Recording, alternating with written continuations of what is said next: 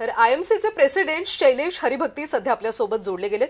Shailesh sir, आजच्या अर्थसंकल्पाकडे अख्ख्या देशाचं लक्ष लागलेलं आहे। नोकरदारांसाठी काही मिळेल का? टॅक्स स्लॅब मध्ये नेमके काही बदल होतील का? तुम्हाला काय वाटतं, अर्थसंकल्पात नेमकं आज काय मांडलं जाईल? मला वाटते की ह्यावेळी टॅक्स रेजिम तो जो अमेंडमेंट सगळे झाले आहे, तर त्याच्यामध्ये काही फेरबदल नाही यायचा आहे।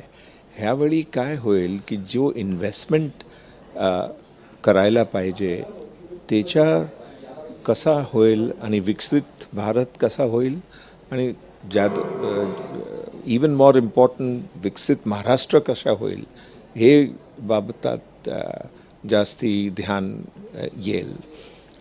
देवेंद्र फडणवीस सीएम साहिबा ने जो डावोस में जो प्रदर्शन किया बहुत बढ़िया था। मुंबईचा पूरा नक्शा बदलायचा है, तीसरी सिटी बनवायची है, इकडे इंफ्रास्ट्रक्चर बहुत बड़े पैमाने पे बनने वाला है।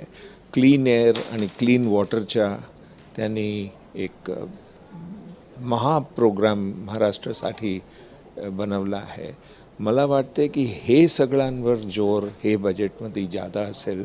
इन्व्हेस्टमेंट कसा होईल, डिसइन्व्हेस्टमेंट कसा होईल आणि दुनियामधून कसा इन्व्हेस्टमेंट इंडियामध्ये येऊ शकते, हे सगळी तजवीज हे बजेटमध्ये मिळेल आपल्याला। शैलेश सर, ज्या पद्धतीने तुम्ही म्हणालात की दावोसमध्ये जाऊन जवळपास 30 लाख कोटींचे करार झालेले आहेत, अनेक ठिकाणी आता आपण EU सोबत सुद्धा करार केलेला आहे, मात्र या सगळ्याचा देशावर कसा परिणाम होईल? देशामध्ये रोजगार निर्मिती वाढेल का?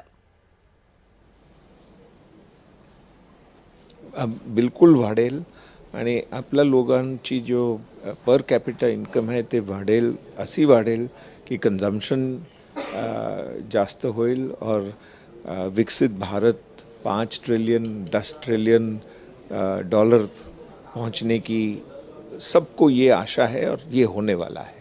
अगदी शैलेश जी, आपण जर पाहिलं तर या अर्थसंकल्पाआधी निर्मला सीतारामन यांनी प्रत्येक राज्याच्या मुख्यांशी चर्चा केली आणि प्रत्येक राज्याची काय मागणी आहे ती जाणून घेतलेली आहे। अशात जर महाराष्ट्राचं बोलायचं झालं तर महाराष्ट्रासाठी कोणती बाब महत्त्वाची ठरू शकते, कोणत्या गुंतवणुकी आणि कोणता विभाग हा महत्त्वाचा ठरू शकतो, ज्यावर या अर्थसंकल्पात विशेष तरतूद झाली पाहिजे?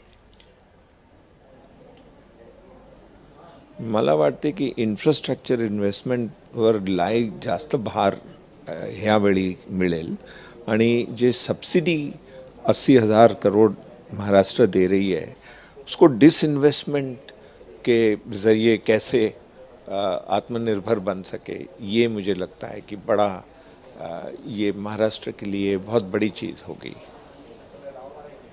जी, तर नक्कीच शैलेश सर, आपण पाहतोय की सध्या आंतरराष्ट्रीय बाजारपेठेत एक नजर मारली तर आपलं निर्यात नेमकं कसं आहे आणि डॉलरच्या तुलनेत ज्या पद्धतीने रुपया घसरतोय या संदर्भात काय वाटतं?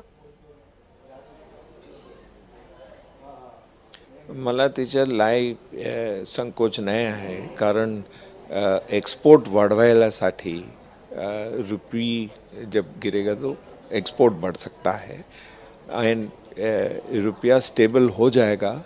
लेकिन आज हमारी जो शक्ति है रुपये में वो इतनी ज़्यादा है, डोमेस्टिक यहाँ महाराष्ट्र मध्ये या इंडिया मध्ये जो पर्चेसिंग पावर पॅरिटी है त्याच्यामुळे आपल्या लोकांना त्याचे नुकसान नाही होते, पण जे एक्सपोर्ट होते ते वाढते। तो मला काही त्याची चिंता जास्त नाही आहे। नक्की शैलेश सर, त्यामुळे आजच्या या सगळ्या अर्थसंकल्पातून नेमकं काय मिळतं, सर्वसामान्यांना दिलासा मिळतो का, हे सगळंच पाहावं लागेल। धन्यवाद या सगळ्या सविस्तर विश्लेषणासाठी।